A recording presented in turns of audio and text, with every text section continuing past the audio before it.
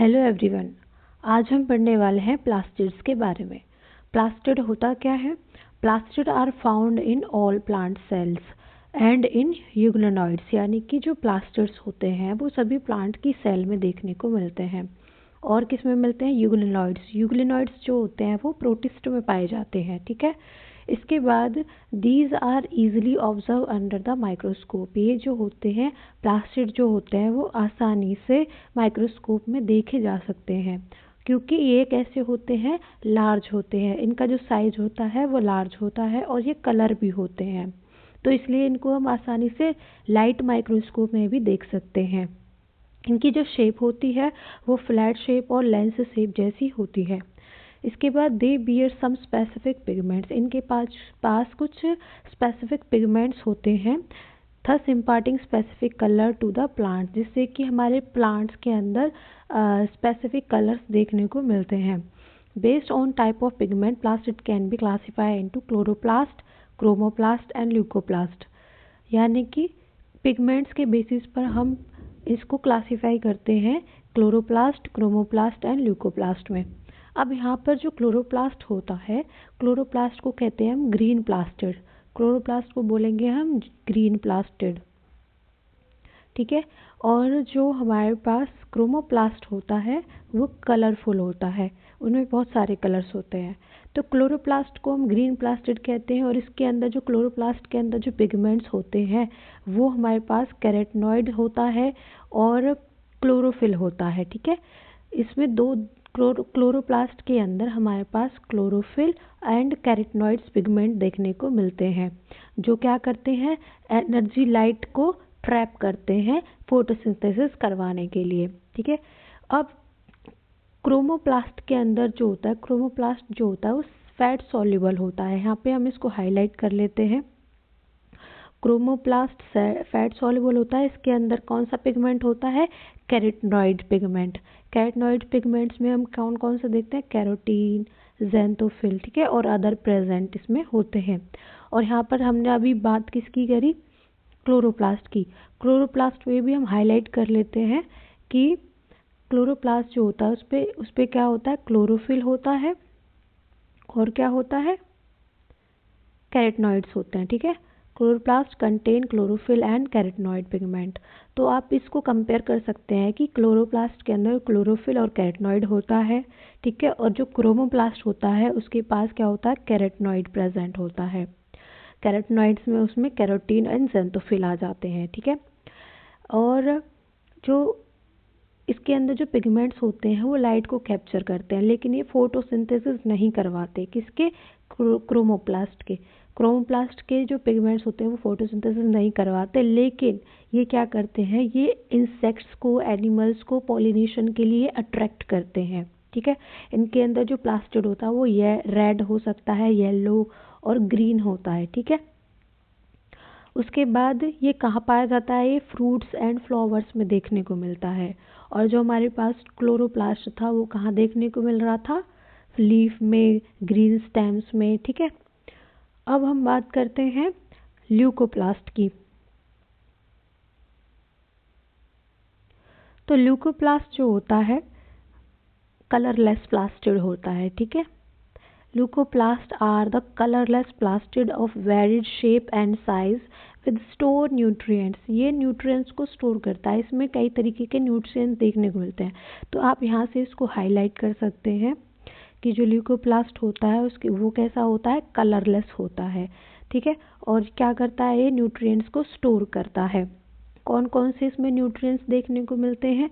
Amyloplast, elaioplast, और कौन सा होता है? एल्यूरोप्लास्ट होता है, ठीक है।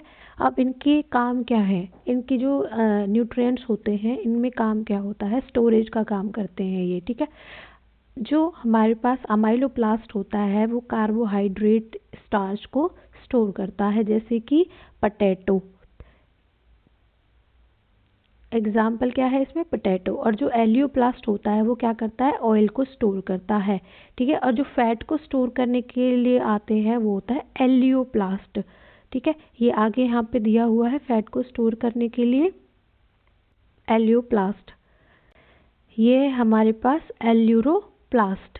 जो स्टोर प्रोटीन्स कौन सा फैट को स्टोर करने वाला प्रोटीन है, ठीक है। एल्यूरोप्लास्ट का क्या स्टोर करता है, फैट स्टोर करता है।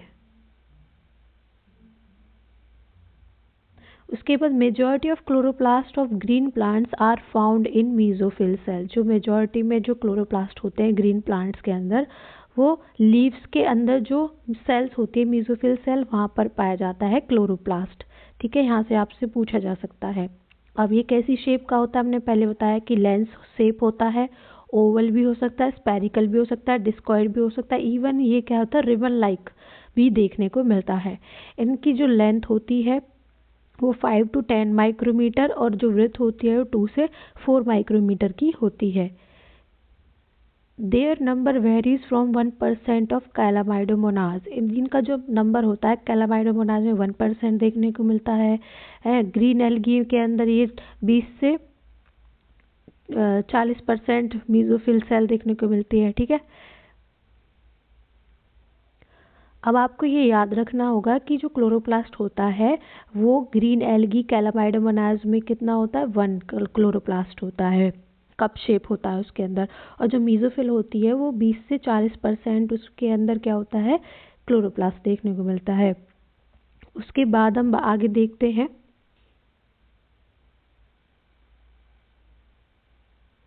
आगे देखिए, like mitochondria the chloroplast are also double membrane bound. यानी कि जो माइटोकॉन्ड्रिया हमने पढ़ा था वो कैसा था, डबल मेम्ब्रेन बाउंड ऑर्गेनली थी।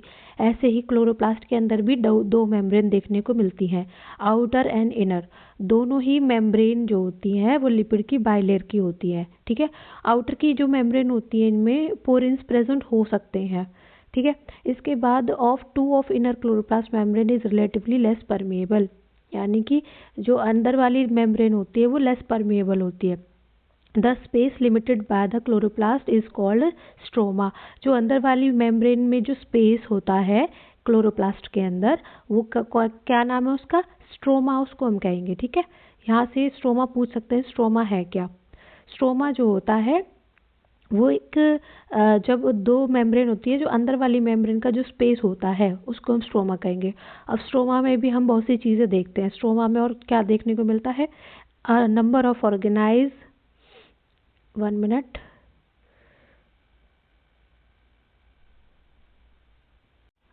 a number of organized flattened membranous sacs called thylakoids। यानी कि जो स्ट्रोमा होती है, स्ट्रोमा के अंदर जो अनर मेम्ब्रेन क्लोरोप्लास्ट की है वो पूरा पूरा स्ट्रोमा पड़ा हुआ है, ठीक है।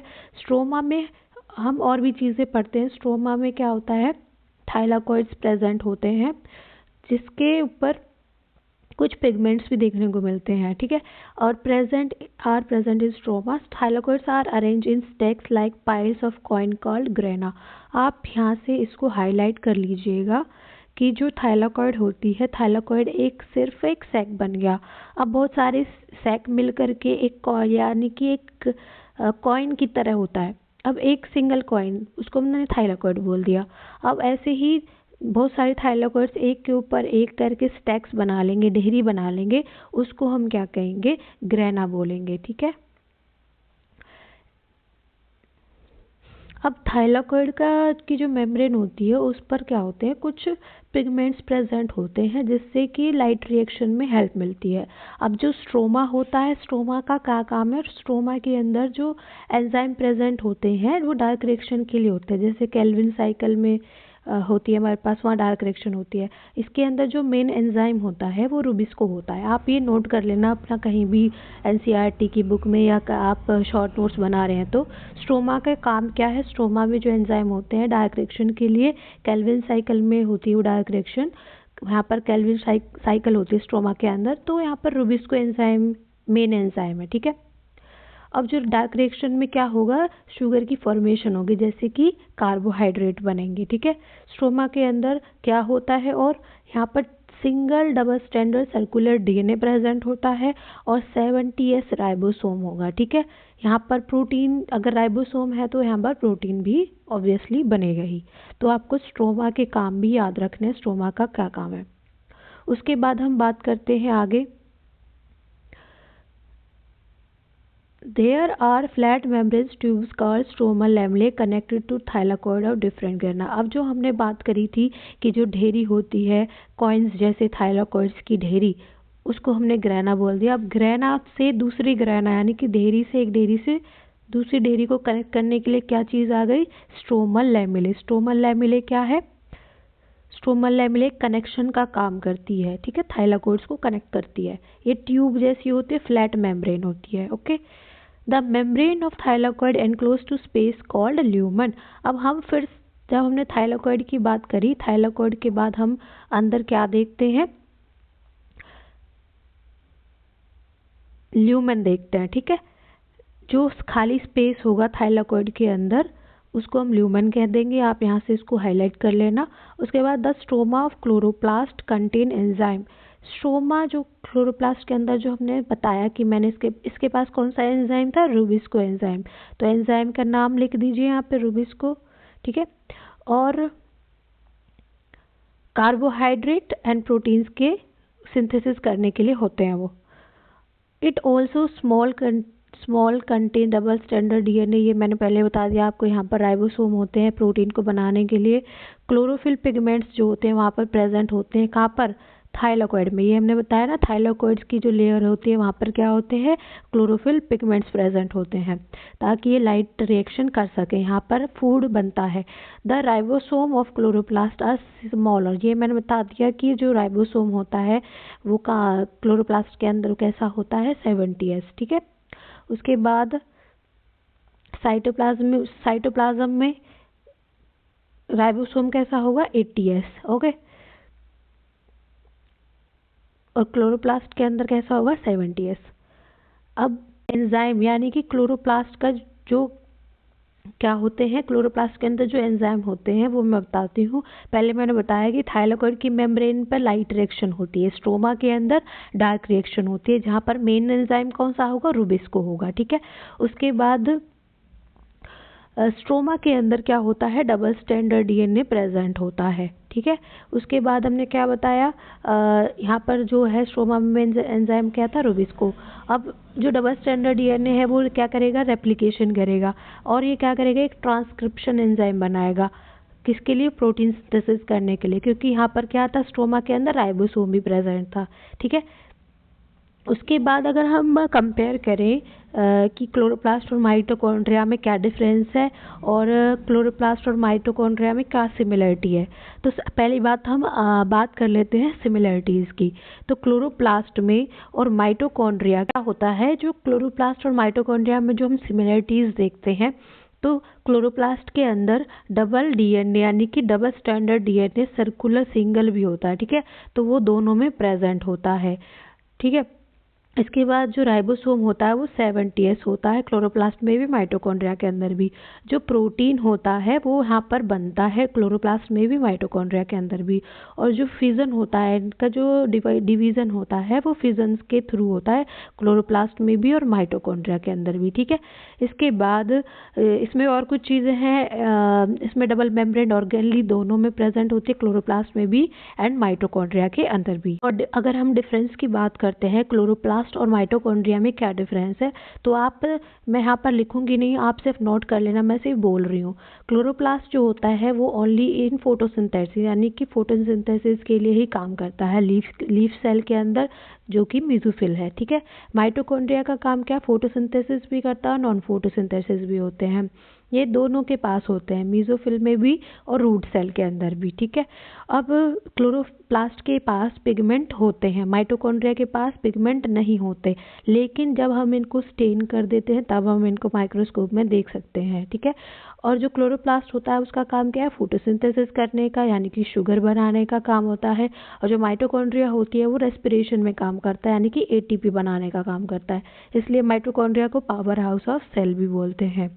इसके बाद अगर हम क्लोरोप्लास्ट की बात करें तो यहाँ पर ऑक्सीजन का क्या होता है, प्रोडक्शन होता है, लेकिन जो माइटोकॉन्ड्रिया होता है वो उसको यूज़ करता है। ठीक है, अब क्लोरोप्लास्ट का अगर हम साइज़ की बात करते हैं वो होता है 2 से 4 माइक्रोमीटर या फिर 5 से 6 माइक्रोमीटर का, लेकिन जो माइटोकॉन्ड्रिया का साइज होता है वो क्या होता है 10 माइक्रोमीटर का या फिर 1 से 4 माइक्रोमीटर का होता है। तो आप इन चीज़ों को नोट कर लेना वीडियो को पॉज करके। ठीक है, इसके बाद हम पढ़ेंगे राइबोसोम के बारे में नेक्स्ट क्लास में। अगर आपको मेरी वीडियो अच्छी लग रही हो तो लाइक करें, अगर आप चैनल पे नए हैं तो सब्सक्राइब करें, कमेंट करें, बेल आइकन को दबाना ना भूलें।